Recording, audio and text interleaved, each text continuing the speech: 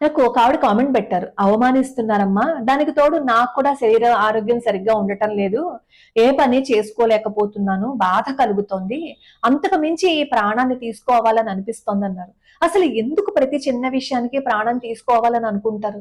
ఎవడో మనల్ని అవమానించడం ఏంటి చెప్పండి? ఎవడైనా మనల్ని అవమానిస్తున్నాడు అంటే అర్థం ఖాళీగా కూర్చుని పని పాట లేదనమాట. అందుకని మనల్ని అంటూ ఉంటారు. వాటిని పట్టించేసుకుని మనం బాధపడుతూ కూర్చుంటే మనకు కూడా పని పాట లేనట్టే కదా. ఎవరు ఏమనుకున్నా, ప్రపంచం తల్లకిందులైపోతున్నా, ప్రపంచం బద్దలైపోతుందా, నువ్వేం చెయ్యాలి అని అనుకుంటావో అది చెయ్యటానికి ఒక్కడుగు ముందు వేయి.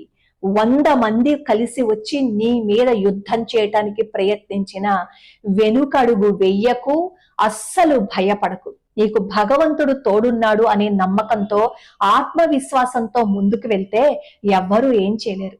ఇక శారీరక